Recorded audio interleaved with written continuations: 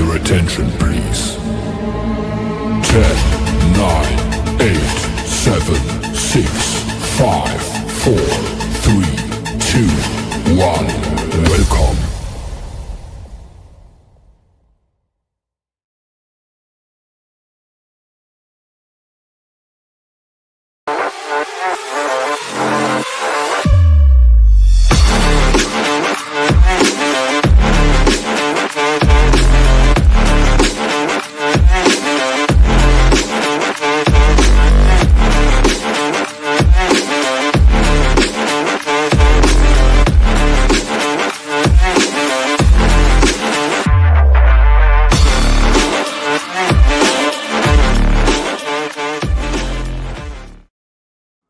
Well, hello, everybody. How are you on this wonderful Wednesday? I alliterated there. Wonderful Wednesday, just like Stan Lee would do. Damning dangerous Dennis is with me, and I'm the amazing, awesome, oh my God, I'm not even wearing my proper gear, astonishing Andy. Hello. It is sunny out today, which usually is the way it always is in North Carolina, but not for the past 2.5 weeks of doom and gloom and gray skies and misery. It felt like, ugh. But now it's finally sunny. Hopefully it stays that way. Dennis, how are you doing on this fine day? Man, it has been a busy week, but I'm doing wonderful. We had massive storms. We woke up to flood warnings this morning, flash flood warnings. It was amazing. My daughter's over getting ready for school, so she's swapping vehicles. And apparently out at her apartment complex, the thunder was so loud and it shook the place so much at 3 o'clock this morning. People's car alarms started going off out in the parking lot. So, wow, we had some real kickers. Yeah, it was flooding so bad that I remember you telling me that Susie was like, what do we need to grab from down here on the first floor? Because it might be flooding. You're like, what are you talking about? All the good stuff's on the second floor. My comics, it's on this. We're good. We're fine. We don't need to grab anything down here. There's nothing memorable. And she just started to cry, which she never does. Oh, was that a sneeze? God, it was. It came on like all of a sudden. Oh my God, hay fever. So yeah, you're on the second floor. You're good. You could get 8 feet of water, and you'd be like, house seems fine to me. It's when you start seeing it creep under the doorway behind you, you go, okay, now we're in trouble. Susie, get up here. We need to start moving books. That's right. So I'm a sharing kind of guy. I'm a sharing kind of guy, as Dennis knows, and you and the audience know. And, I went and, I had my 5-year colonoscopy a few weeks back. And if you missed it, I did show some pictures of the clean pipes, but they did pull something out of me, and they finally let me go pick it up today. And I took it out of the little plastic bag, cleaned it up, and I want to show what they pulled out of my colon. Is it a xenomorph? No, it's this. They pulled this out of my ass. It was up there packed full of the poo. You were sitting there shoving a football up your ass. That makes no, I wasn't shoving it. This is the rep, that's what represents the team. Look, you're even drinking it. Ew. That's right. God, and said we've got our fantasy football draft this Saturday. That's true. This is the year. Yep. It says every Cowboys fan every year for the last quarter century. So Courtney has her ESPN fantasy football magazine she got from the store. She's reading up. She's determined to kick butt. So nope. Courtney and I went to a vintage con over the weekend. It was mostly closed, but they had dealers with some stuff. And I took a picture of this, sent to Dennis, and said, do you have this? Do you want this? And he said, well, how much? And I said, well, it's $20, but I can negotiate down. And he goes, get it for 15. I'll take it. Got it for 15. And I just wish I could I wish you had the exact same one, because I would do this and then you could throw it into yourself and catch it. And we call that special effects. Oh yeah. That's right. So tomorrow I'll bring it to you at the movie. The reason I like that ball is if next time I get a chance to see some of the Packers, I like them to sign something. That's a nice white ball. It would probably sign pretty nice. So I thought, why not? Exactly. So that'll be fun. And let's see. Oh, outside of Dennis, does anyone drink pop? No, I drink soda. Wow. I don't drink soda. I'm kidding. I have a 12-pack of stupid Star Wars cans downstairs because they put the images from characters on them. And she wants, of course, Anakin, Hayden Christensen. But the best we could find so far is Darth Vader. And we had to buy a 12-pack of cans of Coke Zero. None of us drink that in this house. I drank one can so she could have an empty can. And I said, well, maybe I'll drink one a week. I know drinking soda is not good for you, but I actually, as stupid as it is, I did a deep dive on how much soda they really refer to as, no, drinking soda is bad. Okay, well, how much is that? And honestly, they were like talking a 6-pack or more a day. So then I'm like, so you're telling me if I just drink like one can of soda a day or just one a week, and it's like, yeah, that's fine. But I don't drink it. Yeah. Well, guys, we got people in there. Randy Hull was first, and look at him. Besides dropping links, I agree. Happy birthday, Billy Tucci. We love Billy. For those of you that are kind of new to the first time, there is my YouTube. Make sure at Dennis Turner you go there and subscribe to mine. There is Andy Smith's. Go to the Andy Smith Comic Artist on YouTube and subscribe. Paul Taylor's right there. Joe's in the house. Val, I am Val, my God, Val in forever. We hope you're okay. We were talking about you probably about a month ago, saying how we missed you. I am Val, glad. I thought you dropped off the face of the earth. I was like, my God, he doesn't live in this country. Was he in a country he got kidnapped? What happened? So I know. Well, he was in the middle of some stuff. So during our last campaign. So glad to see you're all right. We were actually a little worried about you. Joe, he's in there. JP Roca. There's Marcus, and Marcus will be dropping links. Amish Ninja. Let's just go down and flip through Joe. Andy got crushed last year. He had the Packers balls. LOL. Oh, we're not going to talk about the 49ers because this is a clean, friendly, family-friendly show. So we will keep those dirty words out of our mouths on this show. But anyway, we've got a few other torchbearers in One Slick. Hey, Turner Inc. Heck yeah. Go, brother. That's not somebody you actually know, is it? What's that? Turner Inc. Oh, okay. No, but it's well, I know you have a brother. I don't know if he's on YouTube and has a name. So no, my brother wouldn't watch this stuff unless we talk Star Trek. Then he would be all in. Oh, well, if that ever happens, then I won't be here and you'll be by yourself. So at the oh no. All right. Well, we've got a great guest, and we'll bring him in so we can talk a few things before we start talking campaigns. You guys know him. He's been on our channel before. You love him. He's been at some of the shows with us. Guys, welcome, Vaughn Coleman. How's it going, guys? Long time you said we had a great guest, and I'm not running the stream, so I don't see the thumbnails below. So I was all excited. Hey, Vaughn. Yeah. No, I mean, there were budget cuts. You know, they were like, hey, we don't have a good room for a good guest. Dennis, like, all right, we're scraping the bottom of the barrel. You want to come? Yeah, it's like Stephen Colbert having Stephen Colbert show getting canceled. Then what does he do? He has Kamala Harris on.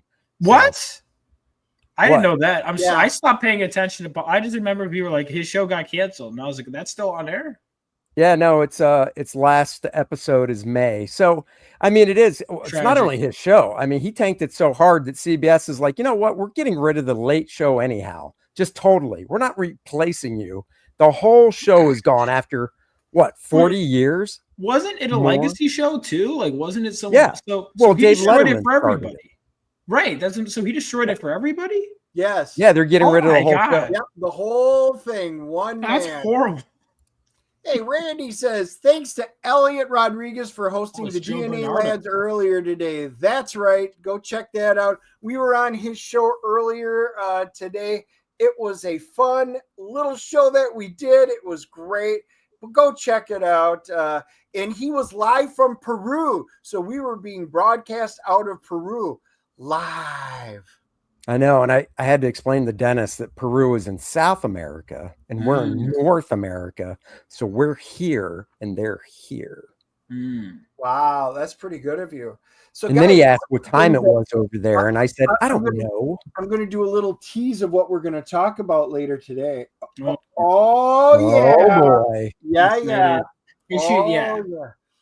So Vaughn, you I hear you're seeing a movie tonight, and you enlightened us. What are you seeing? First of all, I don't know who the girl who runs the Red Sonja account is. Oh, she's very good looking. But anyway, outside of is that on Instagram? What are you talking about? Yeah. Okay. Look at it. I'm like, first of all, I'm like, women read comics, because it's a girl that runs the account. But anyway, the movie, they're like, it's only in theaters for one day. And I was like, am I doing anything today? I was like, oh, I could drive like an hour. Now, if the movie sucks, I'll be mildly annoyed. But if it's good, that's nice. But it's going to be in theaters for one day in limited theaters, which doesn't bode well. But I'm hoping that that's just a limited thing. But it's going to be in like select theaters today. The trailer was one of the worst trailers I have literally ever seen in my life. Really? I thought it was good. Let's see. No, the trailer was awful. I looked at it going, no, don't do this to Red Sonja. Really? Marcus, real quick, Marcus said Vaughn's going on a date. Marcus, clean your ears out. He said he's going to a movie. You can buy just one ticket, Marcus. Yeah, come on, Marcus. The one guy in the theater. I am curious. So far there's at least two, because I told my friend, I'm like, hey man, no one else is seeing this movie. Do you want to see it? And he was like, okay.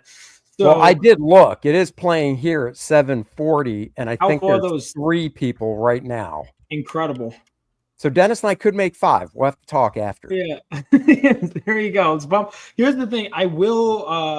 I'm not sponsored, but if you guys want to give me a percentage of the sales for promoting Red Sonja official, they're not listening. I hear you. They don't listen here. I was going to see maybe. I thought the trailer looked decent. Should we try to play it? Maybe what I'll do is I'll play it at double speed. I was just going to say bounce it up to 1 1/4. They need the views, Dennis. Clearly, like how many views does it have? Does it say? I mean, I know it says so. Well, what's interesting? Well, this one, it's not. Is the original worth watching? I never watched it. I heard the Conan movies. I haven't seen the Conan movie yet, but I've heard that's worth watching. The first Conan movie is freaking fantastic.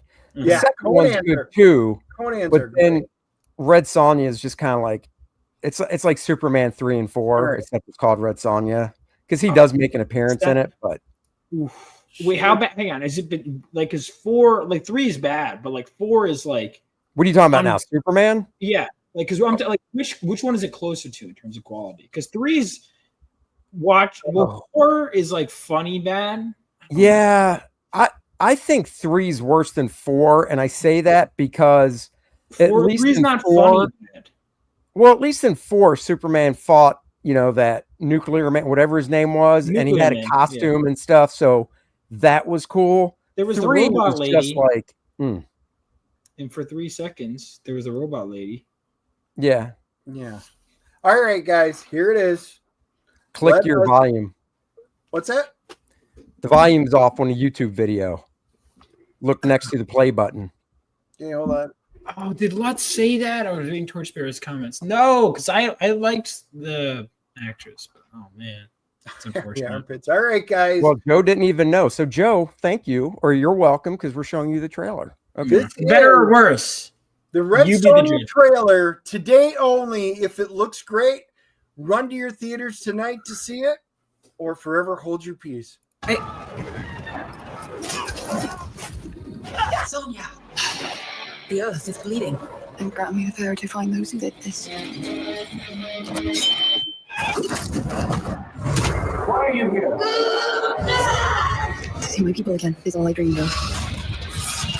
I like this one. Very, very feisty, eh? He wants us to fight, or we both die.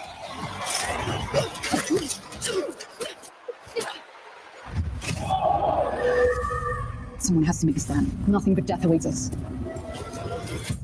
I will do what damage I can. You know what, Red? You are quite the woman.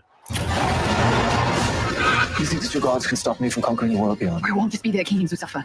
It will be every tribe, every people who defy him.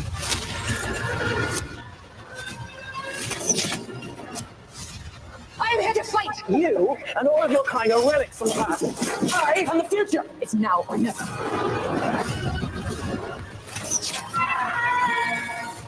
Do you choose this? Never. It has this and these. And that protects. Nothing. The crown will love it. So I don't hate it. And guys, Yeah, I we don't think sped it looks that- we bad. sped that up. So I don't, Dennis, do you hate that? I don't hate that.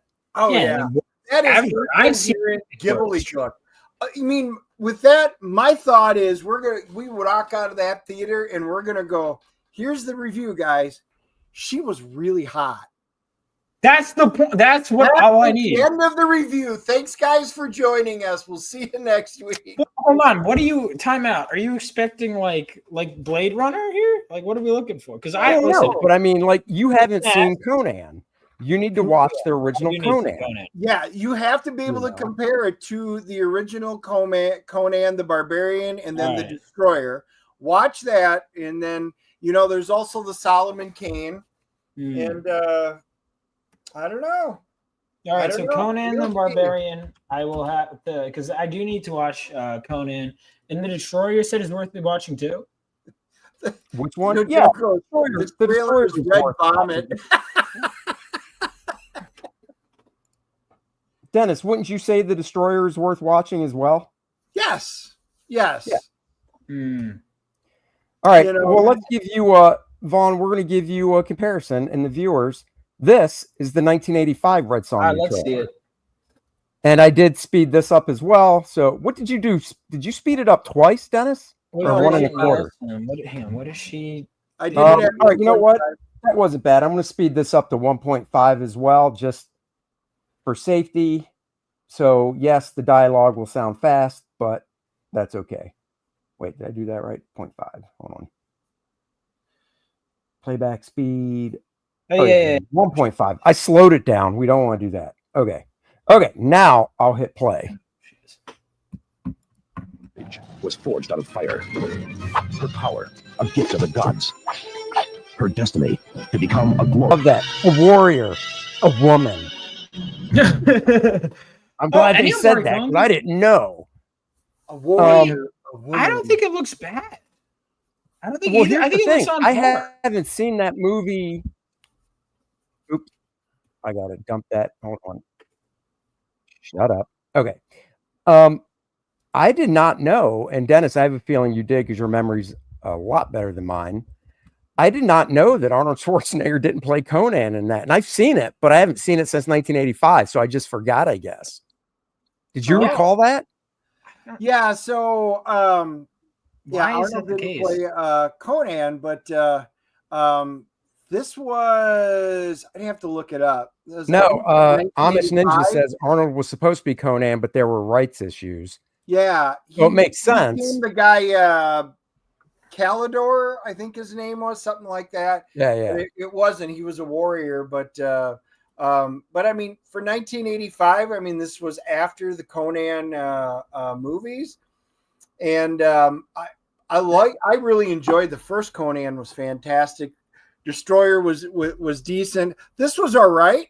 I mean, I enjoyed the flick. I mean, it's Bridget Nielsen. I mean, Dude, come on. You think watching both these trailers now back to back, and Vaughn, of course, chime in.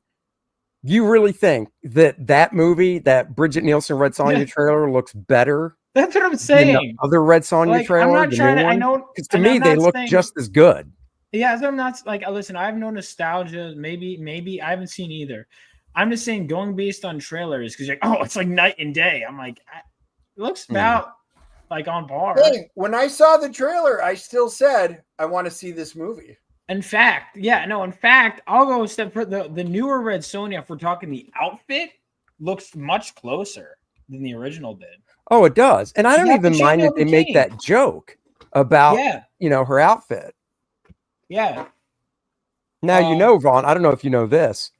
I'm looking on my shelf to see if I can find it real quick, but Dynamite put out a Red Sonja hardcover written by Roy Thomas, and it was in black and white, except for the blood was red, I think. Ooh. And they explain, and from what my friend that sent it to me told me, because I never ever heard of the explanation for her just wearing basically a metal chainmail bikini. And in that book, Roy Thomas basically explains it, and I'm paraphrasing, but he basically says, if you show up just wearing that, people are going to be like, this bitch is either crazy or she's a badass. See, I like that. And I was and I kind of thought of, and I know, Vaughn, you probably haven't seen Eddie. Have you ever, you know who obviously Eddie Murphy is. Have you ever seen his stand-up special from the 80s called Raw? No. You have to watch it. It is the funniest. It's Eddie Murphy at his peak. And one of the bits he does is he's talking about getting into a fight and all you got to do to win a fight. And Dennis, you'll remember this. He's like, all you got to do to win a fight, you just got to act crazy. If you act crazy, if you out crazy the person, they'll be like, damn, this motherfucker crazy. We can't fight him. That's what I liked about Red Sonja is everyone would underestimate her. Yeah. And then she would beat the crap out of them. I'll even say, I personally think the new one, and maybe it's just biased, I think it looks closer, at least to the comics I've read. Now, to be fair, I haven't read the old school Marvel. I've read some of the Dynamite stuff, a fair amount of it. But from what I've read, at least the visual look of the character, the new one looks better. I hear what you're saying. I think she's closer just because, Bridget Nielsen did have, long hair, but the way they had it up, it looks short. And she looks kind of quirky down and everything. She's a good looking chick, and it feels like the new one. I'm like, you guys could have done better. That's just me. We'll see. I hope it's good. I mean, I really did. I didn't know it was only going to be in theaters one day. How you feeling about tonight, Dennis? Yeah, putting you on the spot.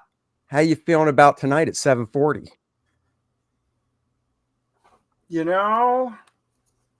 Maybe you don't have to get the ticket now. Trust me, it's not going to fill up. I don't know. You know what? Maybe I'll talk to Susie when we're done. All right, we'll talk about it after. All right. Well, that's cool. So you know what? Maybe we'll have an extra one because tomorrow we are seeing Nobody 2. I haven't seen the first. I heard it was great. Oh my God, dude! Seriously, I heard it was because I love Odenkirk. So what did you guys? Because I've been going to the theaters more lately, and then I kind of stopped. But there were like a couple weeks in a row where I'm like, oh, there's actually stuff I want to see. Because obviously I saw Superman. I saw the new, which I like the new Superman. I don't know if you guys liked it. I liked it. Dennis kind of took a dump on it, but that's okay. He doesn't know much. There is that one. I liked it because I had mixed thoughts.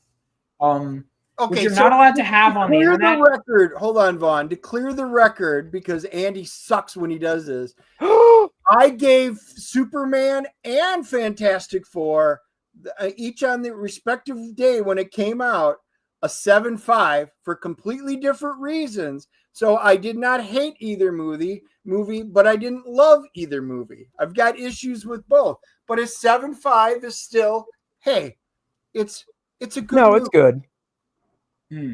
I think everyone generally is giving it around 7.58. Like, I don't think anyone's saying it's the best movie ever. Right. Oh, Andy and Joe Bernardo in the chat. No. Joe Bernardo got very upset with me when I said something that was objectively true about the film.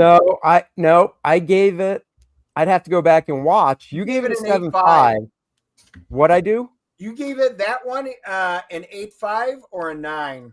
I didn't go 9. I was thinking I gave it an 8 or an 8.5. Because then Joe Bernardo was arguing about this, and he goes, "This is the best superhero movie film that they've done today." I'm like, "No, I have not seen the original you're in there. in See? years. Right there. I'm getting it. And then he called me for like an hour, and we were sitting there debating. And he Well, cried. Joe Bernardo, I gotta say, because it's not fair because he's in the chat, he can't defend himself. But I will say, I did state an objective fact about the film that he is refuting. Right? Even like, I don't want to get into it, but there's a big lore change to some of Superman's. Oh yeah, Yeah, we know. That's the one thing Huge that change. cried. And Joe Bernardo is denying that the change occurred, even though the director confirmed it. Every character in the movie confirmed it. He's like, well, that's not actually true. If you want, no, it is true. The director even confirmed it, that there is a direct change. I'm not cool with the change. I got to be honest. Either. I'm not And cool with the I'm change. denying Joe Bernardo. There, I said it. I'm just denying Joe Bernardo's existence. Well, I don't deny that he exists. I do. I do. I don't just think he's real. believe that And I've you're met him. real. They did that in small. All right, so this is another. This is the same argument people make when Batman vs Superman comes. Like, oh, Batman killed in the comics, and then I'll ask these people that are Snyder fans. I go, okay, like, can you like show me your comic collection? Oh, what you haven't read? Oh, that's so shocking. It's but it's also like, okay, if they've done it in something, does that make it good? So Joe, they are good. They did it in Smallville. I love Smallville. I haven't love finished that Smallville. series. I like the first season. I love Tom Welling when he became Superman. I got goosebumps. Oh, I he's thought great. it was great. However, Smallville is CW. So now we're saying the new Superman is based off of CW lore. I can't deal with that. No, just chuck it now. Now that even makes it worse. I'm dropping my 7.5 to a 6.5 just because of that. You can't do that. If you say, yeah, but they did it in other thing, I haven't seen Smallville yet, outside of the first season. You need to. Smallville is fun. I've The middle seasons, the like 3, 4, 5. I heard it gets better. It gets repetitive. Okay. But they do bring in back when Jack Reacher was a really cool Aquaman, so they do bring in some of the characters and stuff. It's a good show. I really enjoyed it, and they ended that show fantastically. Yeah. I mean, I need to watch it. I think I like the first season. The problem was, and you could just tell, and for the record, I didn't mind because it meant that they could just get rid of the villains and trash them and whatever, and I wasn't attached because like they would be these made up villains because like, all right, well, we can't get to the cool villains yet. And I actually didn't necessarily mind that. I enjoyed Smallville. I think Lex is great in that show too. Michael Rosenbaum is so good. Oh, he was fantastic. Which is why they had that Justice League episode, if you remember, where him and Flash switched bodies because he was the voice of Flash in the show. So he gets to play Lex and Flash, and I don't know. That was always fun. And he really is one of my favorite Lexes of all time. Yeah, the look too. He embodied it all. So, guys, one of the things that this week in history. Now, this might be a little old for some of you, but guess what came out this week? Oh, yeah. You heard me right, people. The premiere. Messing with you. Here, I'm going to move that over. The premiere of Josie and the Pussycats came out. Really? Another Hanna-Barbera classic. It is. I've never seen it. I don't even know if you've ever heard of it, Vaughn. I've heard of it, but I'll be honest. I was like, I mean, I don't think I'm the target demographic for Josie. Were you a fan of Scooby-Doo? Did you watch? Is it? Wait, is it for everyone? Because I thought it was just like a chick series. Is it not? No, not really. I don't know anything about this at all. Literally, apart from the name, I assume one of the characters' name is Josie. Yes. Otherwise, I could not tell you. I don't remember barely. I remember it, but not. Do they solve mysteries? But what do they do? This wasn't the only thing that came out this week. One of my favorite movies from the entire decade also came out. Oh, yeah. Oh, the original. Yeah, and I have to say original because they remade it, unfortunately. I got to confess, I saw the remake first, and I did like, but then I watched the original, and I'm like, this is really good. The original is awesome. Yeah, that's good. The original is classic. I mean, look at that cast. Jennifer Grey, Leah Thompson at their peaks. Leah Thompson never looked more cute than she did right there in this movie. Yeah. Listen. And this predates all of us. The last important thing that came out this week. Uh-oh. And let me move the screen over. In 1939, that's right before Andy was born, Oh. The Wizard of Oz came out. Look at that. Oh, classic. The Cowardly Lion. Andy Smith is the Cowardly Oh, Lion. F you, buddy. I'm the Tin Man. Vaughn Coleman as Dorothy. Oh, There you go. That's messed up. That'd be very progressive. That'd be very progressive casting, I will say, for 1939. That would. I think they called that the I mean, Wiz when they made it progressive. Robbing women of roles is progressive, right? Giving it to a straight white man, that's a progressive. Yeah. I think so. I got to be honest. I've watched this movie, obviously. I've got nothing for it. I don't care about it. I don't care for I don't care about It's a this. certified hood classic. Wow. Now, I've got what I do have and I care about is the Marvel Treasury edition that John Buscema drew. John Buscema was such a fan of that movie. He drew it off from memory. Really? Yeah. That's crazy. That is crazy. I did not know he drew it off memory. That's wow. amazing. Yep. Buscema, I mean, I need to read his Conan because I remember reading his, because he obviously draws those kinds of characters well. Like his Wolverine is so good. I think he does like 16 issues, maybe more. Yep. So, Sheldon, when I do let my mane grow out, I will look very much like the lion. Thank you very much. You know about all the like crazy behind the scenes stuff with that movie? It was like a disaster. Like if you listen to like all the horrible stuff that like of Wizard of Oz, yeah. Like I think the witch had like green skin for like months because the makeup. Well, and I think wasn't the silver paint they originally used on the Tin Man not like toxic or some shit? Yeah, I think it was just like an overall disaster. And then you look at the movie; it's like so bright and colorful, and you just know now that I know just the pain they were going through. Well, and there's the conspiracy. I don't know, Dennis. What are your thoughts on the hanging man in the Munchkins? background? Yeah, the hanging Munchkin. Yeah. Real or fake? It's real. I think because I'm like, because I never noticed that, but then they went back and made it a bird, and I'm like, well, they're like, it wasn't that, but we also made it a bird in the updated version. I'm like, well, then if it wasn't that, why would you change it? Why would you change it? I'm like, hold on, like, guys, it wasn't a real person. But just to be, so we changed it to a bird. Yeah, it's like, well, then hold on, then release the HD footage. Let's see. Right. Yep, true. Randy's got that right. Buddy Ebsen was supposed to be the Tin Man, but the aluminum paint put him in the hospital. Do I know? There you go. Okay, so I wasn't wrong. Okay. That is crazy. Andy, you want to dress up as the Tin Man? You'd like me to, you bastard. You want to do it just so I have to get naked and you can body paint me, you freak. George Bear goes, our theater every summer plays The Wizard of Oz, but they play Pink Floyd The Wall for the soundtrack. Really? That is bizarre. But probably the whole theater is like, what? Oh, God, there we go. That's funny. Wow. Well, there we go, guys. That is what's happening this week in entertainment. That is some classic stuff right there. That makes me want to watch Red Dawn again. It has been. Dude, I love Red Dawn so much. I actually like the newer one, but I admit it's not. First of all, I don't even know why they called them. It's not the same movie at all. No.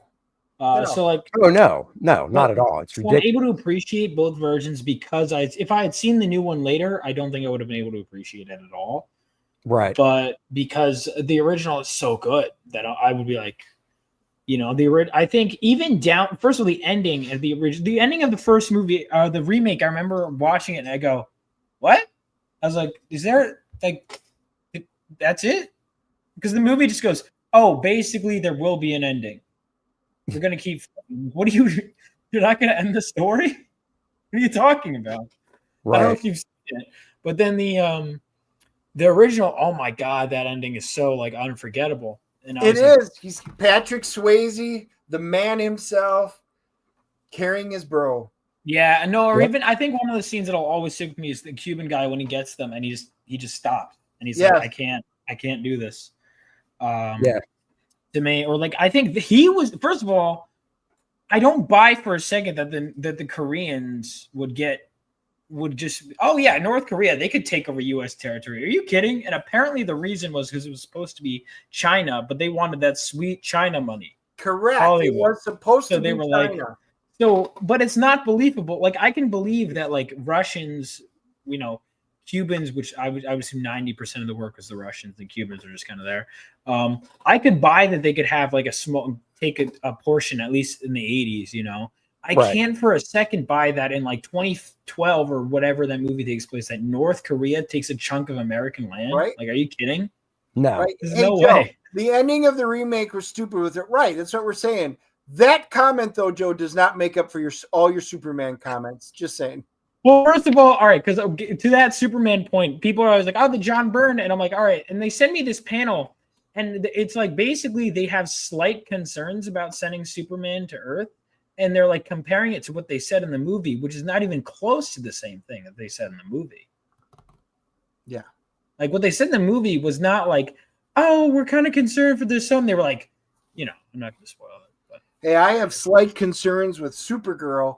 She's going to be major going concerns. whoring and drinking. Oh, come all on. over I don't the have dude, that would- universe. I don't have Vaughn, did you say you had concerns too? Get out of here. All right, so I've I got saw no hang on. concerns with I saw that Supergirl. with my mom in theaters, who knows nothing about comics.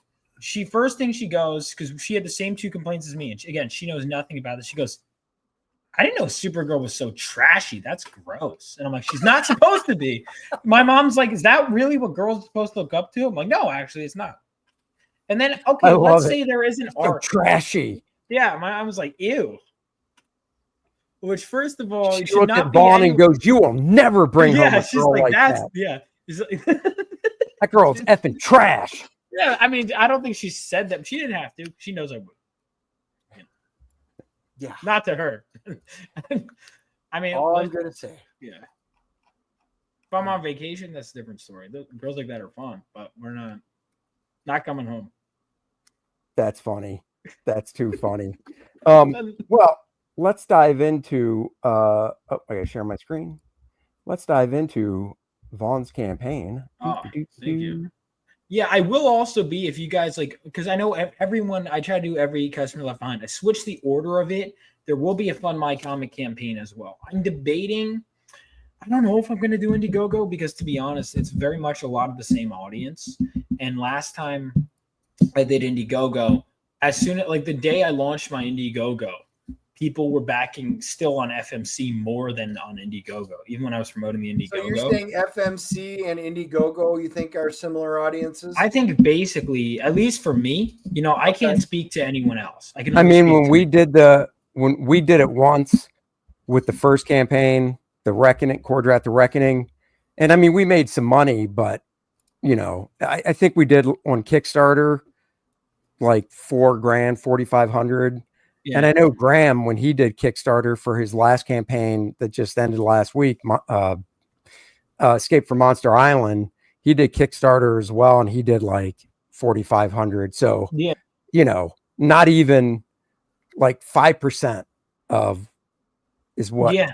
you know, from the other campaigns. And here's what I think and what I realized, part of why I switched to it. And I, you know, and it's the tough thing is, especially when I like, you know, people I'm doing business with, I'm like, I don't want to upset anybody, you know, but like part of it was, because I believe in no customer left behind, was Kickstarter. I would look into how do I boost the Kickstarter algorithm? The truth is they want a big launch. And I thought about it and I'm like, well, like the algorithm, if I bring my big launch there, because most people will generally don't care about platform. It's like there are people that do, and the stragglers matter, right?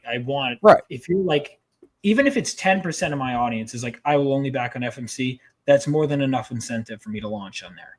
But I found, thank you so much, Randy. I found that when I went to Kickstarter, it was like people who didn't know Phenomenova was friendly. If you look at my catch-up tiers, you look at that, people are more likely to see it. Like for the first couple of days of the campaign, you just go to comics and I was right there. And that's a lot of foot traffic. So that to me was my main incentive is it's both an advertisement for my series and it's also, you know, raising money. And I realized that was kind of business-wise made the most sense to me because if most people don't care, let's just go in the big platform. And then, hey, I got a second net for the rest of you guys. No, like I said, no customer left behind. The 48-hour cover, obviously, I'm not going to have on the Fund My Comics. So if you want everything, this is the place to go. But regardless, there were still 5 other covers to choose from. But obviously, we want to get the Kickstarter funded first. We're right at the tail end. Then we got a 12K stretch goal, a 20K stretch goal. So, and we got like 18 days left. But this issue, I'm finally showing off the title team of the book. It only took me 3 issues to actually introduce the title characters. But you know, well, that's the thing. Give us a rundown here. Let me play the trailer. Yeah. We call ourselves Phenomenova. Yesterday, the Stormbearers, a deadly group of mercenaries, took control of a nuclear reactor. Before we arrived on the scene, Galvanite, a superpowered teenage boy, attempted to stop them. He failed. His story ended there that day. Ours began shortly after. Today, I sift through the memories of that day. I will put the pieces together, and we will bring those responsible to justice. Yeah. So that voice actress was actually she did cosplay and stuff. She's a friend of mine. She's cool. like this dark skinned Italian girl, and I based Estrella off of her, like look wise, not necessarily personality or anything. And she was an actress, so I was like, "You want to voice the character?" And she was like, "Sure." And she tried out a few accents. And the British one is the one that. Hey, Dennis Turner lent a quote. Look at that, his first full quote. Yeah. Wow, Andy just saw that. I'm so happy Andy's learned how to read.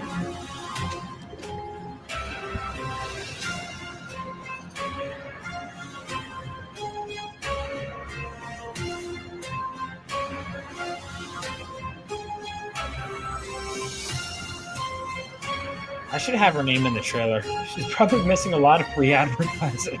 So, all right, her name. I'll write her name real quick.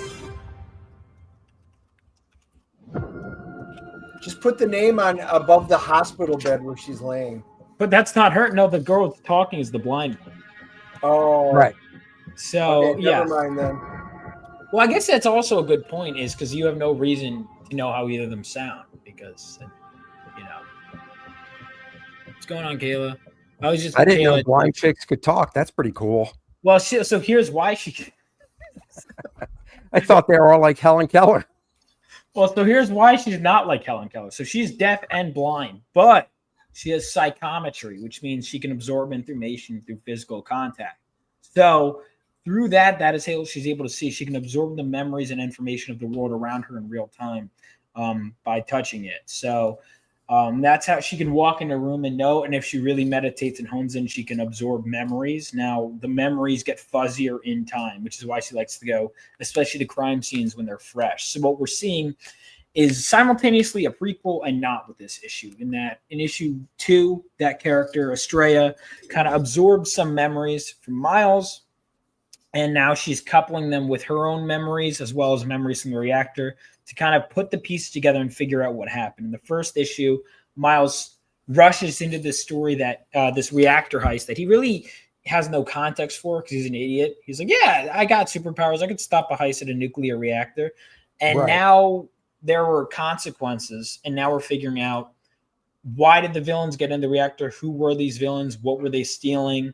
And then after Miles is frozen, we see the team arrive on the end. They have their conflict with the villains, and we're kind of putting the pieces together, but also showing off, the action. There's going to be a lot more fighting.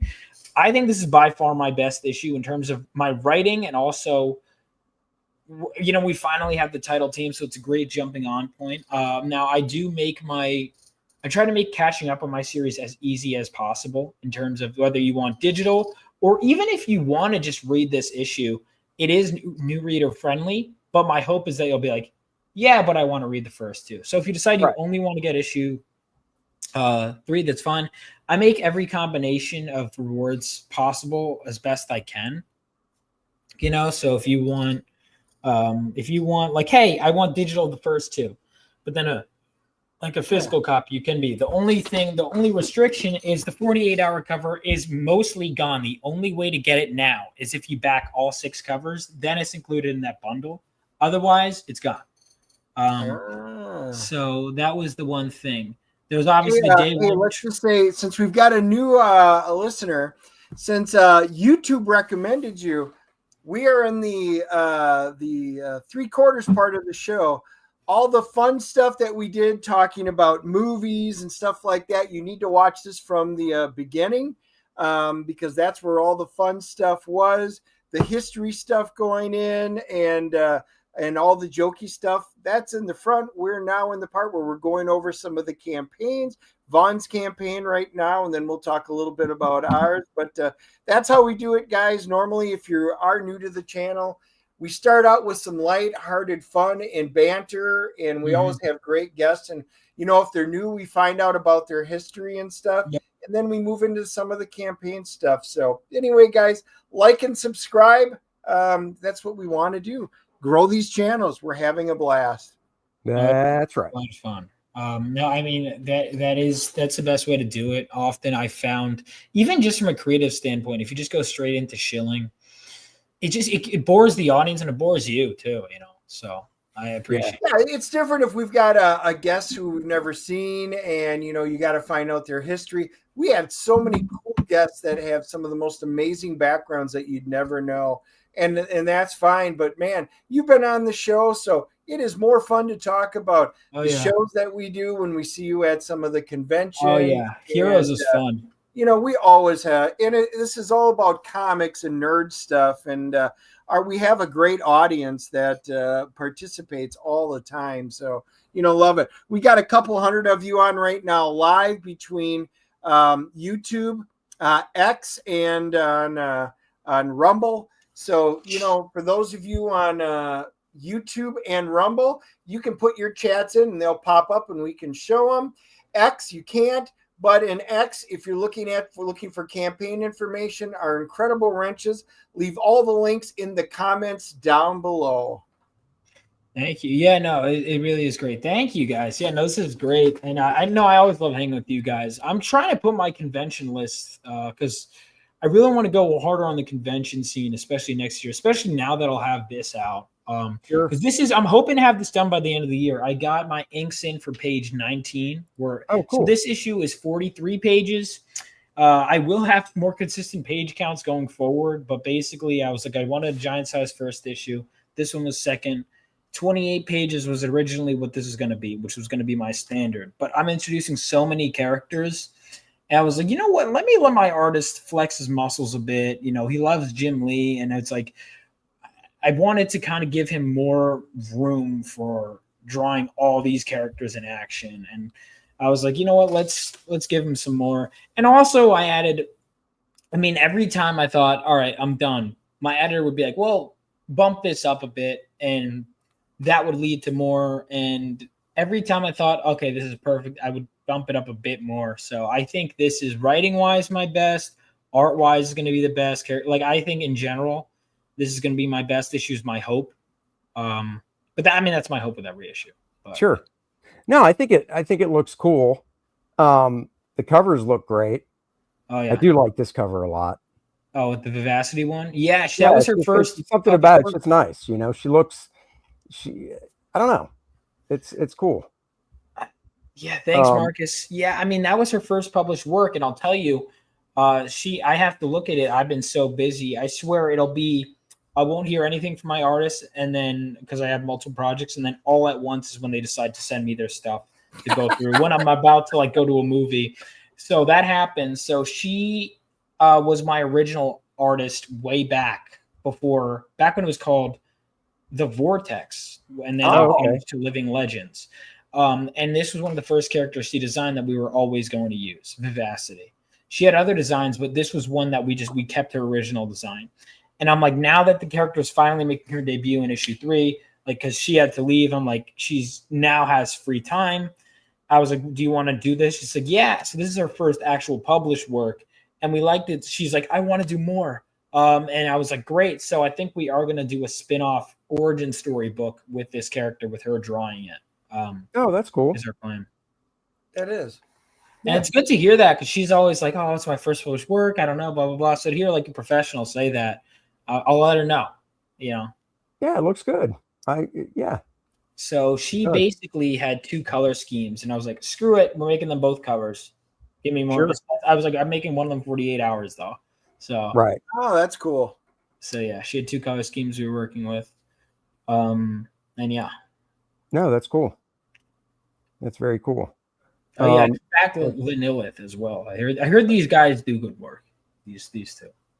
Yep. So then we've got you this got a variant cover. narwhal cover I saw. Yeah. So that's cool. Bobby's. You guys know Bobby. I have the original art.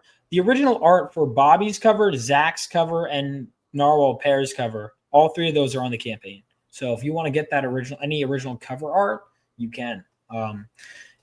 Literally just moments before this stream got this. So I got this artwork today, and Pearberg's artwork is available if you want to get it on the campaign. But yeah, he killed it. I sent him the script, and I basically didn't really give him instructions for who I want to draw, because I think he's a brilliant storyteller. And so I just said, read the script, draw. What do you think is cool? And I just thought he's going to do this. And he comes up with this moment of just the villains grappling up. And I was like, oh my God, that's awesome. And then he adds like all these, visually, his stuff. I remember at first, honestly, and I've told him this, like I wasn't crazy about his art when I first saw it. And the more I read his work, I'm like, this guy's a genius, down to his pacing, like Earthbound, his comedic timing too. The way the angles he'll choose are just so different, than what most artists I think would do. Yeah. And I loved it. I love seeing my friends and just artists I like bring my characters to life. Yep. It is cool. Well, it was Nosferatu. I think that was the first thing of his that I got. I did pick up his Vatican City stuff that he put out, which was really cool. But that Nosferatu, I thought he was masterful in both the storytelling and then what he did through the artwork. I need to I've had that for so long because I got it shortly after. You haven't read it? I know.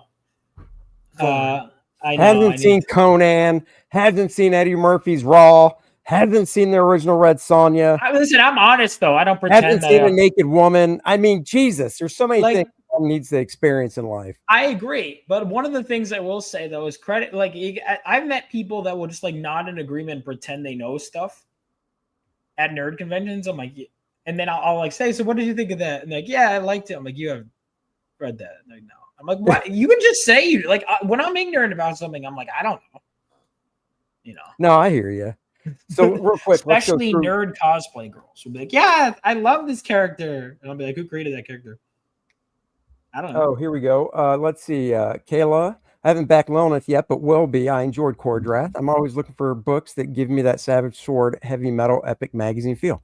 Thank you so much, Kayla. Really appreciate it, and you will not be let down. All right, so we've got the main cover by the main artist there, the main man, Philip Cruz. Oh, yeah. That's cool. Nice team shot and stuff. Mm-hmm. And then we've got Bobby Chrysophus. Did I do that right? Chrysophus, I think. Chrysophus. There we go. Bobby Chrysophus. Yeah. This looks like it was done just in pencil. Is that correct? Pencils, inks, charcoal. He used the bunch. Okay. So that is a black and white. Yeah, that's cool.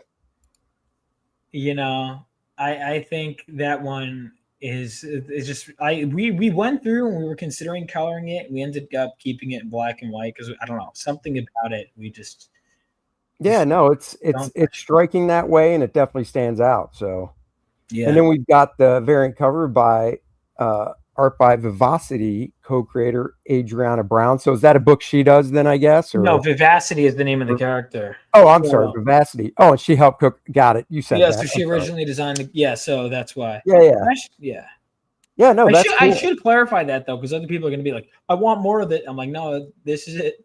This is the character. But there will be, my hopes is to do Phenomenova Origins Vivacity as well.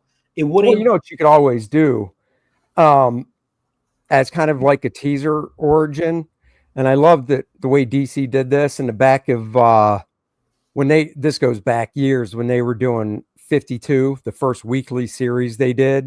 At the end of every issue, they did a 2-page origin of characters. I mean, and everybody, the like annuals Superman, Batman. do that too. And I just thought it was so cool. And then they collected them all in a trade paperback, but they were drawn by different artists. And I don't know. I thought they were just so cool to compact a character's origin into like 2 pages. And they all had kind of the same layout and stuff. It was cool. So it's something to think about. Yeah, no, I mean, I've considered, so I know, I will say, like, because I've written the first 8 issues. When I do those kinds of things, I don't want to interrupt the story. So, like, issue 4 dives into her origin story. Right. But I was like, well, I could always tell more. But you do, so you get everything you need. And ultimately, like, if people want to go back and do a mini series or a graphic novel or a single issue that dives into it further, we can do that. But I don't like withholding information for the sake of it.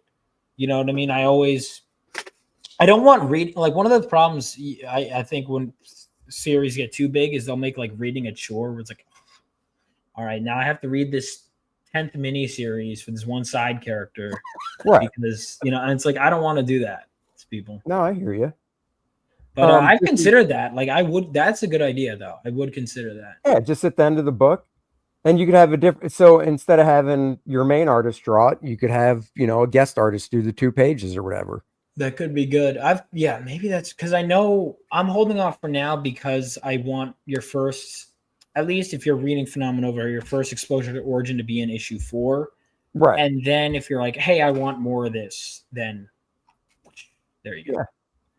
And then we've got a cover by Zachary. Pronounce his last name so I don't F it up. Marois. I'll get our artist easier names. He's a great guy, and I like his art. That's cool. Yeah. Isn't Zach a brand new papa?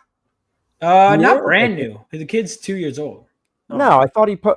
Oh wait, I was confused when I saw he posted that. I'm like, why? The kid is 2 years. I was confused. Oh, okay, I thought he had another one. Yeah, so did I. Well, that's why I was confused. I'm like, where did this kid spawn in from? I was just hanging out with him the other day. It takes 9 months. What the hell?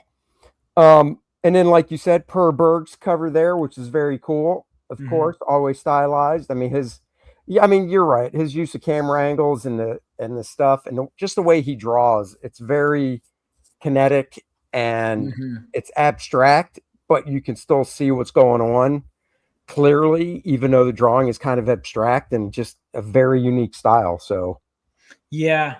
And then that was so this 48 hours down, right? It's done. It's down unless you back all 6 covers. That is the only way you can get it. So if you want that one, you have to get all of them. And then that is the back cover for everything. Yeah, so grayscale back cover. Yeah, so basically, I've been doing this with every issue. I have grayscale back cover, and Bobby decided to do a front cover this time, and I said, all right. And I had wanted her to do a front cover with Vivacity, and this is one of the thumbnails she did. And I said, I really like this, but a girl in a hospital on the front cover is not very exciting. Yeah, that's not the one. Yeah. Yep. But this would be a great grayscale back cover. Can we do it that? Is. I mean, here's your number 2. So for those of you that didn't know, I had read his number 2. I loved it as well. But, he grayscaled each of them. And this was his grayscale back cover for issue number 2. Yeah. You gotcha. Yeah. No, that cover art also with the issue 2 back cover is available on the campaign as well. So we have like 4 pieces of original artwork that are available.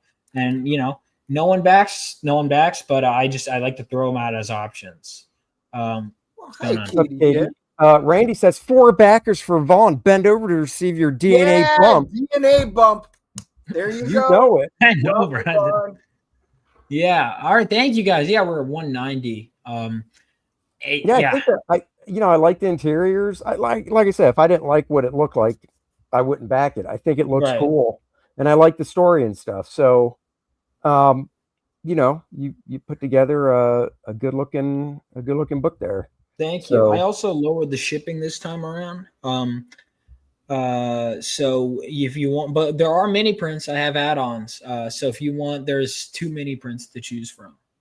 If you scroll down. Okay. Guys, Vaughn's only $307, it looks like, away from his goal. So boom, that's got to be a bare minimum, people. So $307. I know we can do it.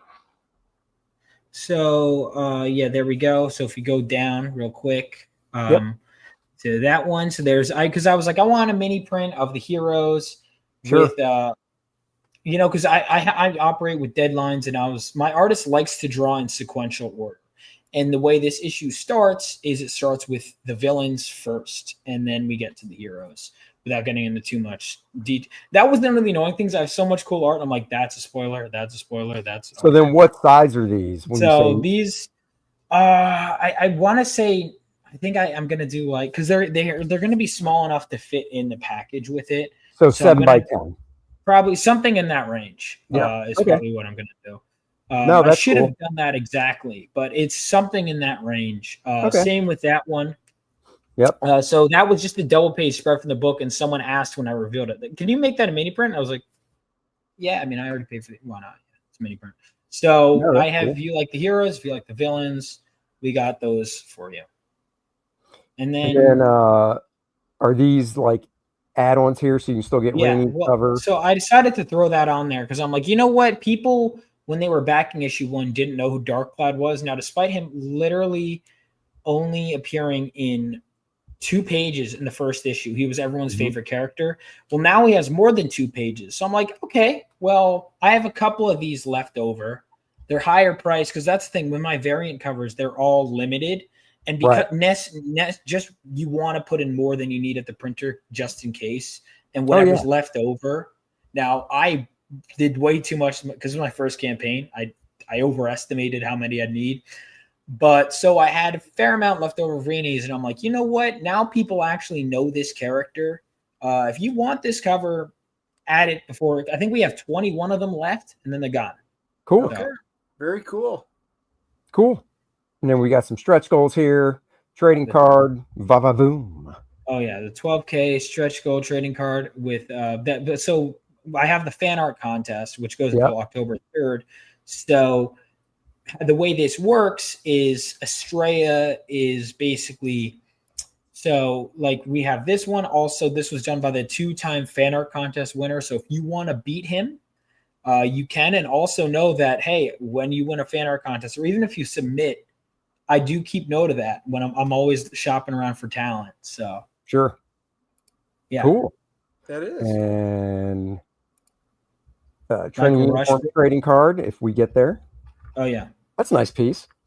Yeah. So that is if we get there. And then 30K is a stretch. So I'm like, what if I see us getting closer to there, then I'll pay someone to do that. But I'm like, you know what? Let's just focus on getting this book done. Oh, yeah.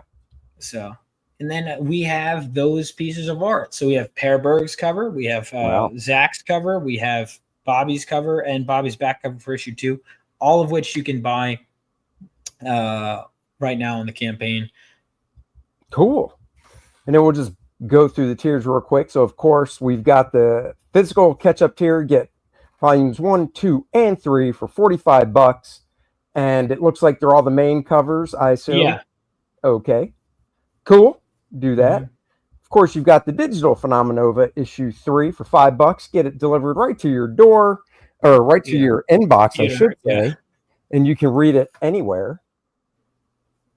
And then we have the digital catch-up. So the digital is just $5 an issue. I also will say, if you have Global Comics, I'm on the front page of that right now, so you could just go ahead and read issues 1 and 2 on there with Global Comics if you're not sure and you have that. So though that's an option too.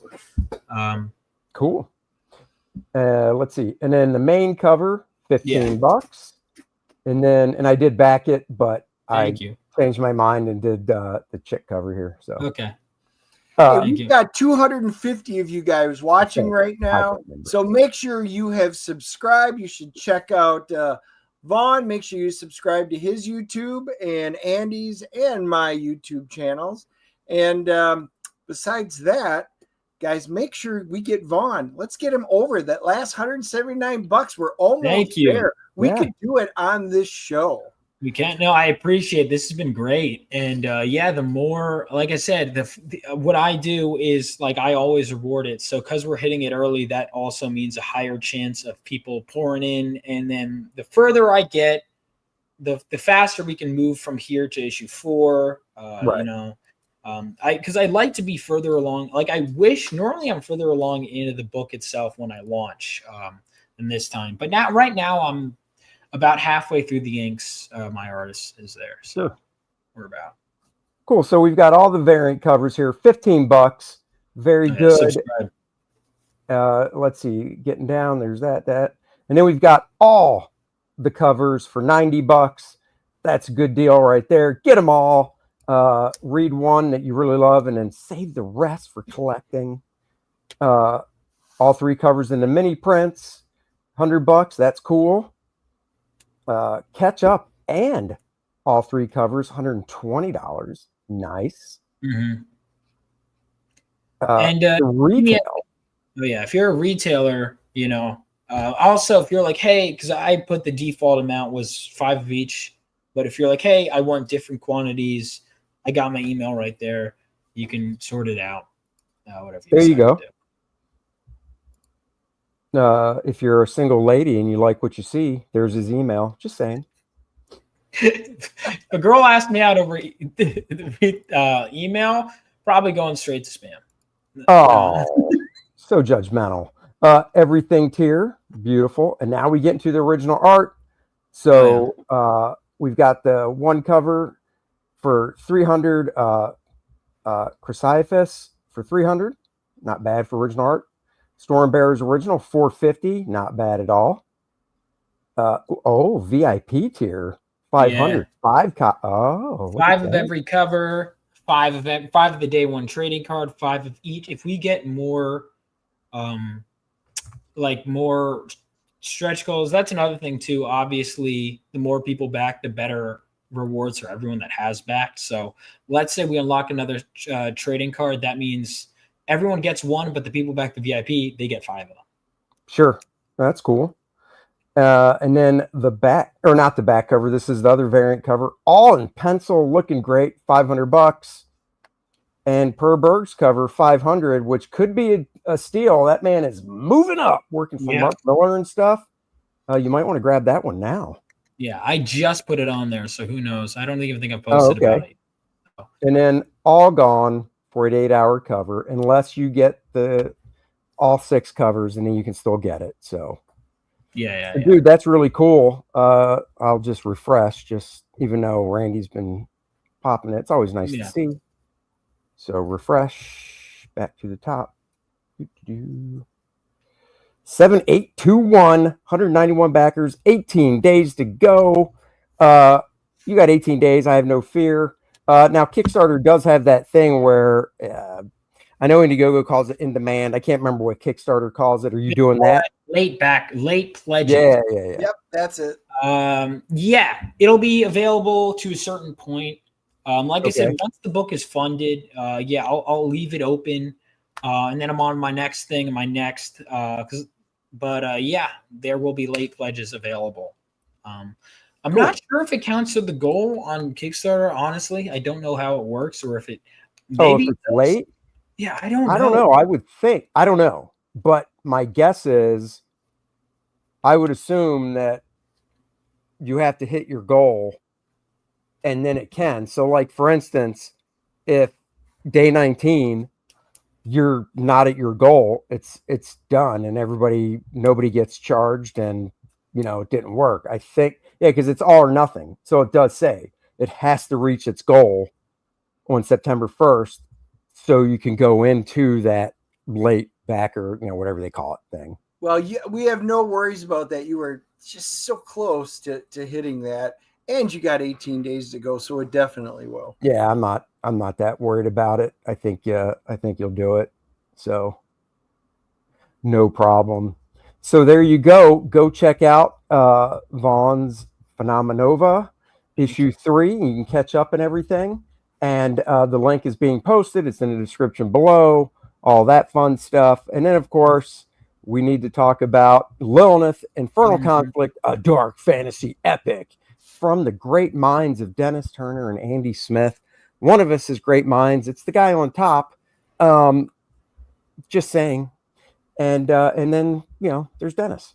So, oh, you son of a bitch. It's the guy on top. You bastard. That's the last time I give you control. See, you give the guy a little bit of control, and what does he do? He starts messing with stuff. We'll play the trailer.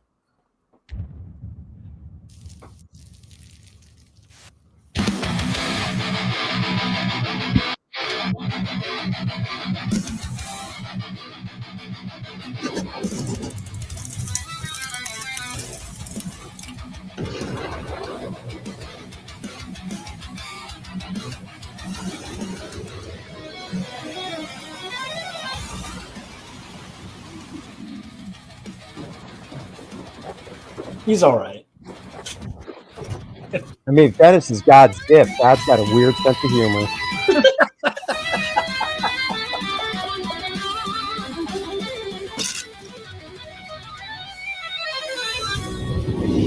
How far is?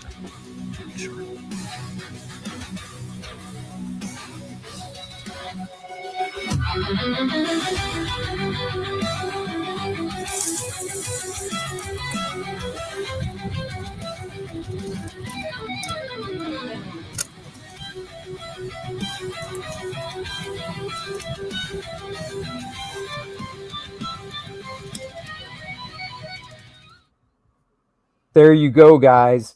Go check out Lilith Infernal Conflict as we venture into the 123rd layer of the abyss, Clemenceria. Lilith returns home to report back to her queen with new information from the Shattered Reach. But what we all want to know is, how did Lilith get to be assigned to the Shattered Reach in the first place? This is the story of how a new threat emerged. Vixarion, ruler of Layer 124, sought to enslave their female cousins. Lilith's mission is clear: infiltrate, assassinate, and destroy the heart of Vixarion's power before he consumes all. Guys, this book is full of action and excitement and great dark fantasy lore. You can get Lilith's big, beautiful box. Oh, Randy Howell for $5. Thank you. Really enjoyed the Bros last night. I would love to see a Lilith version of Neil Adams' classic cover for $237 from 1971. I'll have to look it up. I'm sure I've seen it, but I got to Google it. Maybe Dennis, you can Google it and we can see it real quick after we pitch this, because I'm looking it up. Don't recall off the top of my head.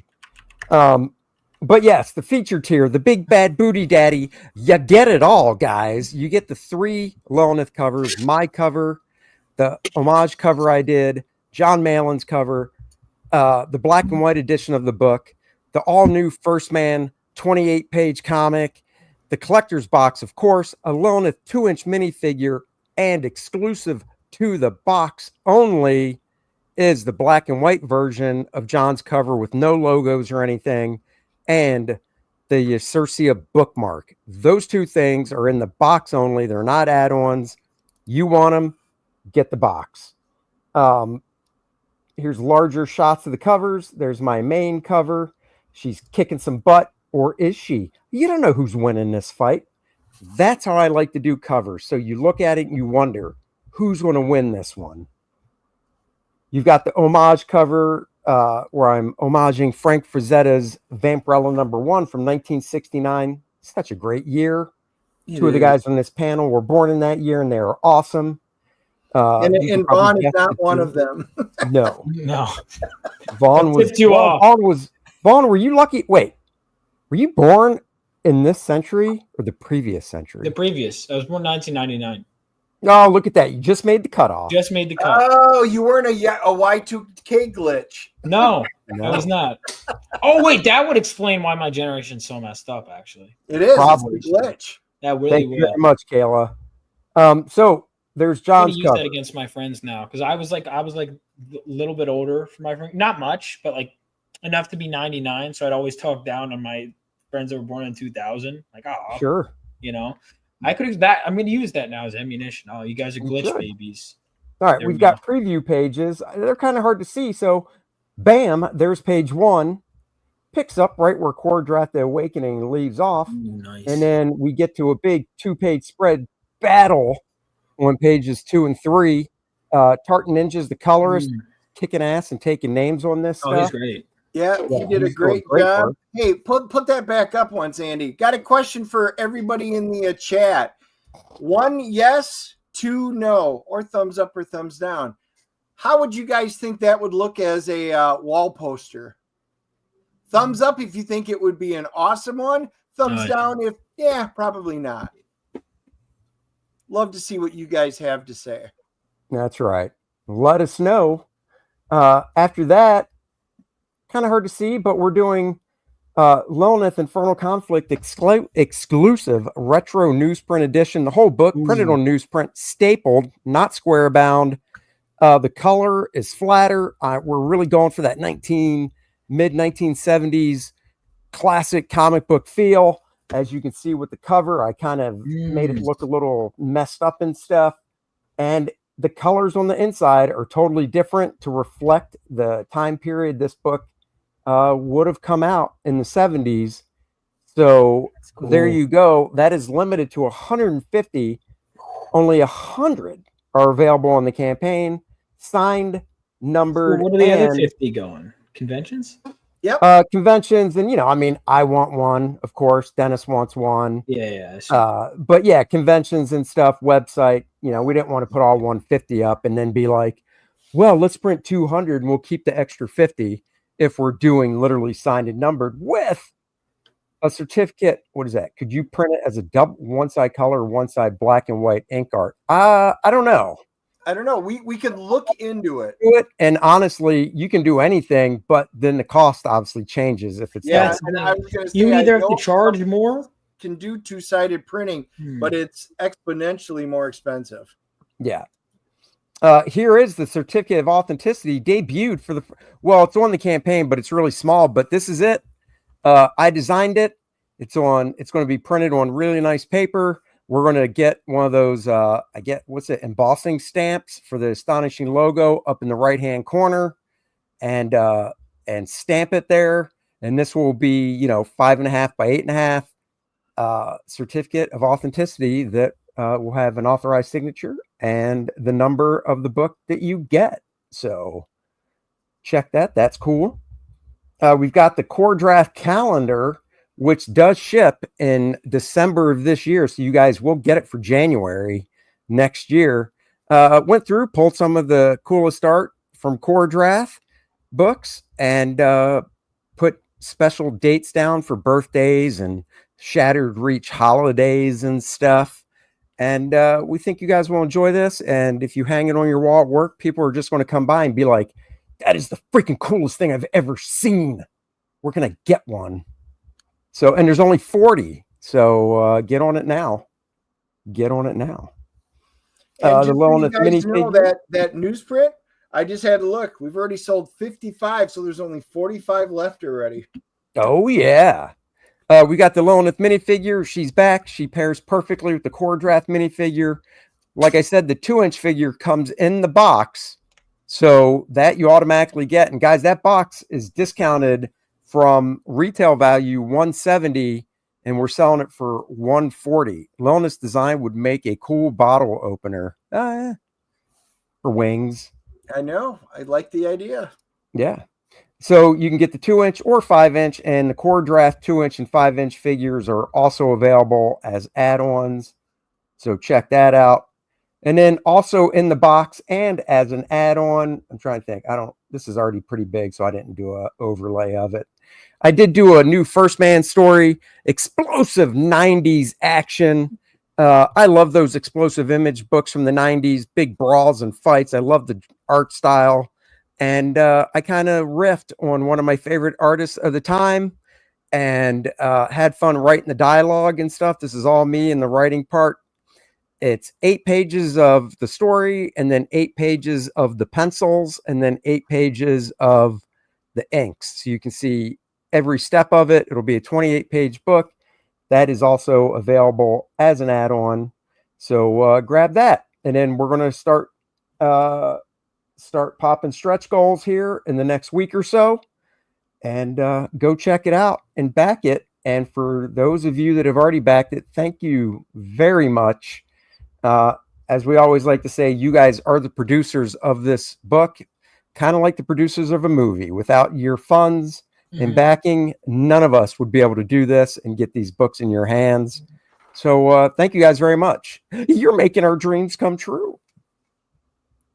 Oh, that feels like a Laverne and Shirley ending. You shut your mouth. Make our dreams come true. Did you find that Batman cover that Randy referenced? I did. Well, let's see it.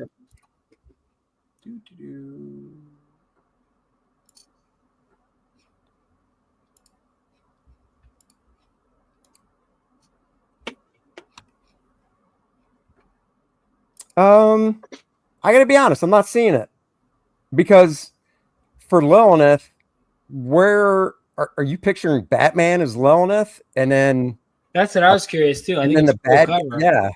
But Randy, you need to explain your work, Randy. You're going back to school. Explain your work. Explain your work. Because I got to be honest, not really. I like the cover. Yeah, it's a great cover, but Lilith would be Batman. Robin. Oh, Batman is Lilith. The purple girl is Robin. Okay, yeah. That's one of her buddies. So is the other chick that has gray skin and the whip. So then I guess the big devil or dead guy, Death, is the Reaper.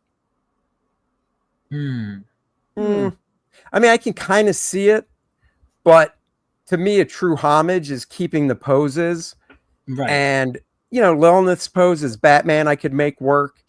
Obviously the Reaper guy is Vexarion would look cool because he's a big buff dude. But if I was going to do a chick in the foreground for Robin, I would want to change the pose so you could actually see her body more. But I'm so OCD about homage covers that I would really want to stick to the composition, figures, and everything as close as possible. So I don't know. I'd have to think about that. So, but we always appreciate all of the suggestions. Yeah, totally. So guys, thank you for joining us today. And you've got 6 minutes to prepare for the Graybeards with, and I know Randy wants the Batman logo from that specific time period, like Lilith. So the bat take out, maybe put Lilith's face where the little bat head is in it, and then have Lilith take up the shape, which could be cool. That would be cool. I would be curious. That I could talk to my buddy Steve about. Huh? I said I just saw the link. You guys are doing Alan Davis. Well, I'm not on it. They are. Okay. Yeah. No, those guys are. I guess it was. I don't know if that means characters he created. Do they have a guest star? What's that? Do they have a guest star this week? I didn't see anything. No, I don't think so. Okay. I'm not sure if that means they're drawing characters these people created, or if they're doing the best riff of the artist style, because it was Alan Davis, Brian Boland, and I'm blanking on the third person. So, all right, Heavy Metal 54. All right. Let's see who can do it faster, me or Dennis. All right, then Dennis is known to be really fast, so he'll probably win.